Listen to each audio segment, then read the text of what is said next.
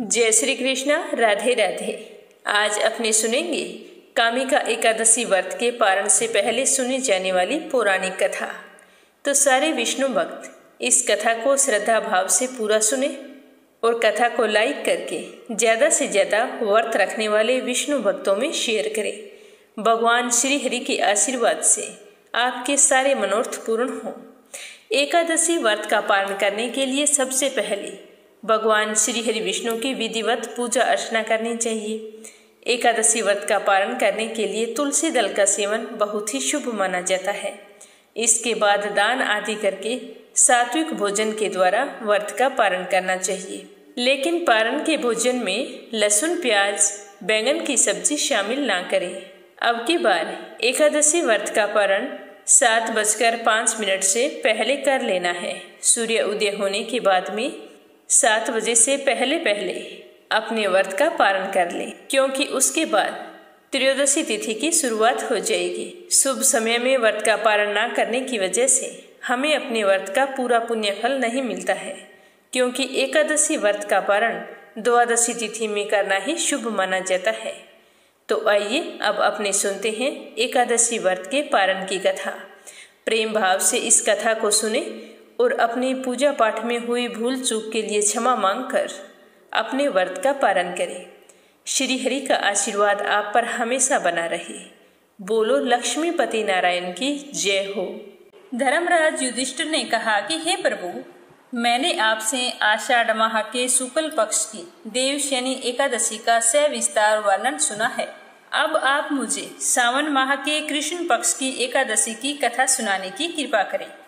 इस एकादशी का नाम क्या है, इसकी विधि क्या है, इसमें किस देवता का पूजन किया जाता है और इस एकादशी का व्रत करने से मनुष्य को किस फल की प्राप्ति होती है। तो धर्मराज युधिष्ठिर की बात सुनकर भगवान श्री कृष्ण कहने लगे कि हे राजन, मैं सावन मास की पवित्र एकादशी की कथा सुनाता हूँ, तुम ध्यान पूर्वक सुनना।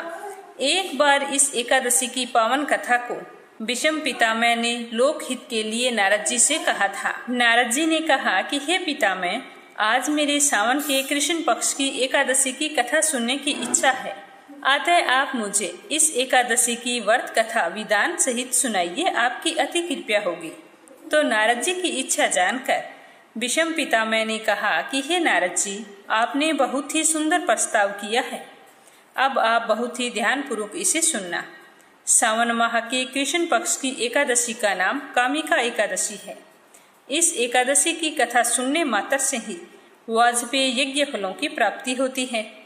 कामिका एकादशी के उपवास में शंख, चक्र, गदाधारी भगवान विष्णु का पूजन होता है। जो मनुष्य इस एकादशी को धूप, दीप, नैवेद्य आदि से भगवान विष्णु की पूजा करते हैं, उन्हें गंगा स्नान के फल से भी उत्तम फलों की प्राप्ति होती है। सूर्य ग्रहण और चंद्र ग्रहण में केदार और कुरुक्षेत्र में स्नान करने से जिस पुण्य की प्राप्ति होती है, वह पुण्य कामिका एकादशी के दिन भगवान विष्णु की भक्ति पूर्वक पूजा करने से प्राप्त हो जाता है। भगवान विष्णु की सावन माह में भक्ति पूर्वक पूजा करने का फल समुद्र और वन सहित पृथ्वी दान करने के फल से भी ज्यादा होता है। व्यतिपात में गंडकी नदी में स्नान करने से जो फल प्राप्त होता है, वह फल भगवान की पूजा करने से मिल जाता है।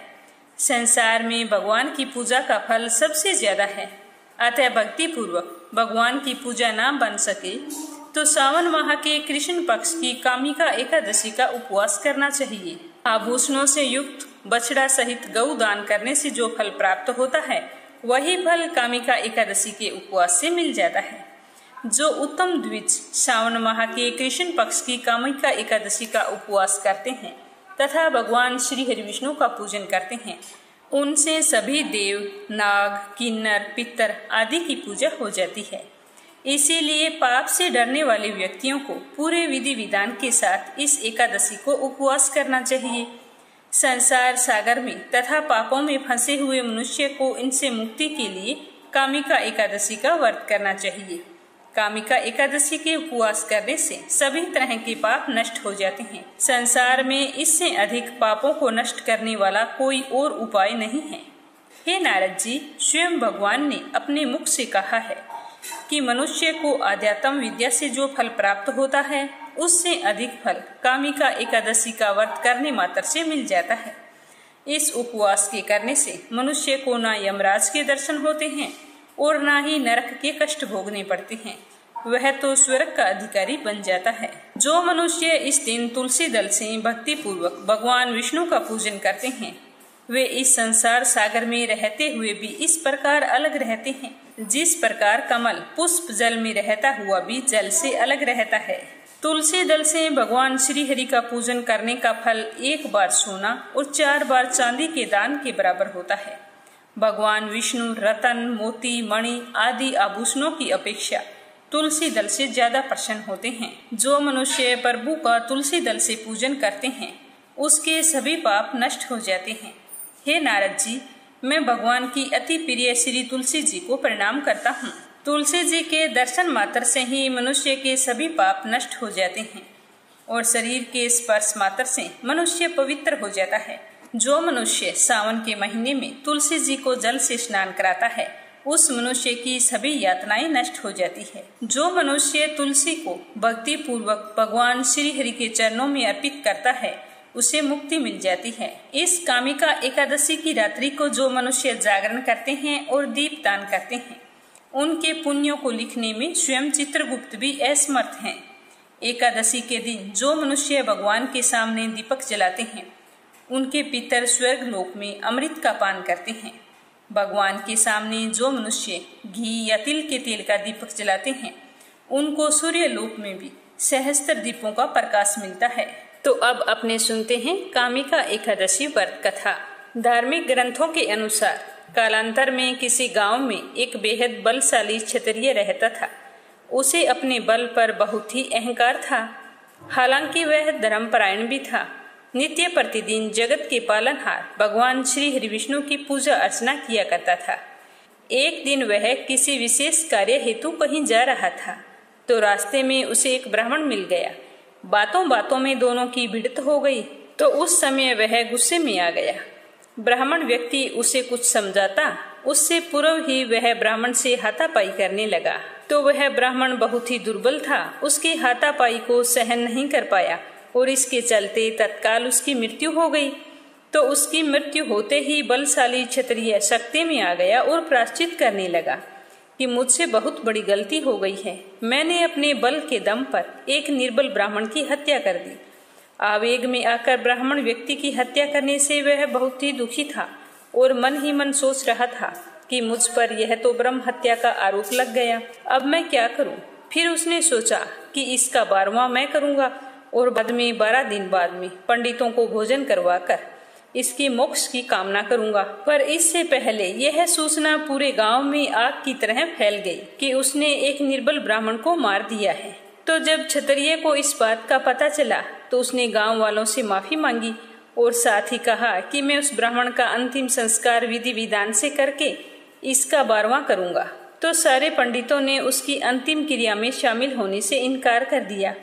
उस समय क्षत्रिय ने क्षमा याचना करके फल जानना चाहा, तो उन्होंने कहा कि तुम पर तो ब्रह्म हत्या का दोष लग गया है, इसका प्रायश्चित तो कभी नहीं हो सकता, हम आपके घर भोजन ग्रहण नहीं करेंगे। तो यह सुनकर क्षत्रिय कहने लगा कि आप मेरे घर भोजन नहीं करेंगे तो इस ब्राह्मण को मुक्ति कैसे मिलेगी। तो उसने दुखी होकर घर छोड़ दिया और जंगल में चला गया। वहां जाकर श्री हरि विष्णु की तपस्या करने लगा। कंद मूल फल फूल खाकर ही अपना जीवन यापन करता। ऐसा करते करते एक दिन उसकी मुलाकात एक मुनि से हो गई। तो उसने मुनि को प्रणाम किया। तो मुनि ने उसे आशीर्वाद देते हुए पूछा कि बेटा, तुम इस निर्जन वन में क्या कर रही हो। तो उस क्षत्रिय ने हाथ जोड़कर कहा कि हे मुनिवर, कुछ समय पहले मेरे हाथों से एक ब्राह्मण की हत्या हो गई और मैं उसका प्रायश्चित करना चाहता हूँ। अभी तक मैंने उसका 12वां नहीं किया, तो उसको मोक्ष कैसे मिलेगी। और मेरे गांव के ब्राह्मण मुझे माफ करने के लिए कतई तैयार नहीं है। कहते हैं कि तुझ पर ब्रह्म हत्या का दोष है, तो मैं इस दोष से कैसे मुक्ति पाऊं। अगर आप इसका कोई उपाय जानते हो तो मेरा मार्गदर्शन करें। तो उस मुनि ने कहा कि पाप से बड़ा प्रायश्चित है। तुम्हारी आंखों में प्रायश्चित के आंसू देखकर मुझे बड़ा ही हर्ष हो रहा है, क्योंकि तुम इस पाप से मुक्ति पाने योग्य हो। इसीलिए मैं तुम्हें एक उपाय बतलाता हूँ। तुम सावन मास के कृष्ण पक्ष की एकादशी को जगत के पालनहार भगवान श्री हरि विष्णु की पूजा पूरे श्रद्धा भाव से करो और पूरे नियमों का पालन करते हुए उस एकादशी का व्रत करो।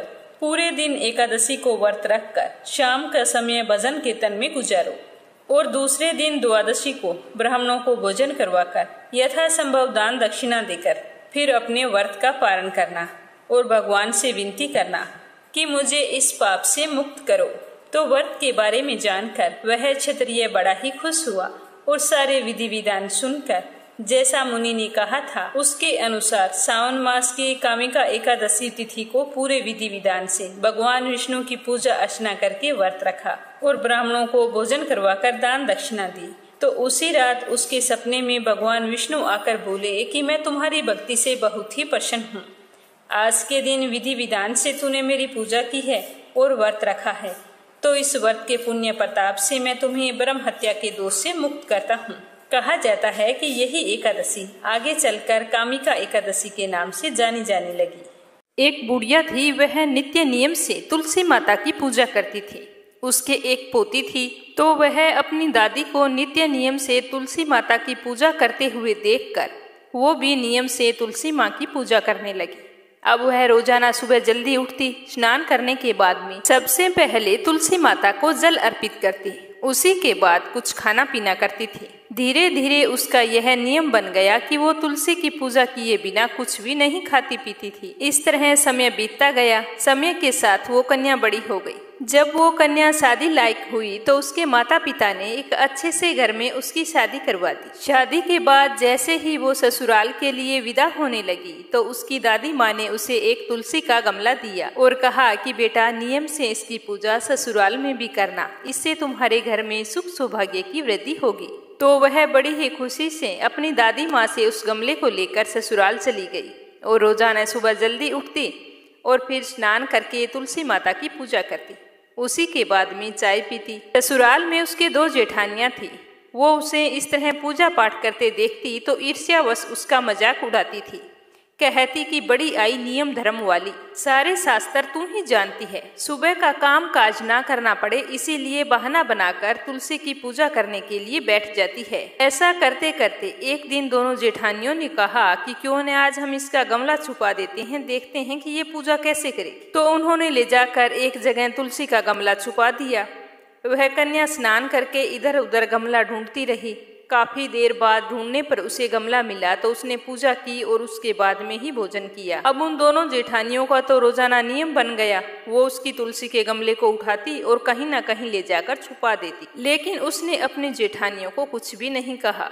वह अपनी श्रद्धा से इधर उधर ढूंढकर जब भी उसे गमला मिलता तो उसमें जल सींचकर उसी के बाद खाना खाती। तो एक दिन उसकी जेठानी ने गमले को वहां से उठाया और दूर जाकर जंगल में फेंक आई।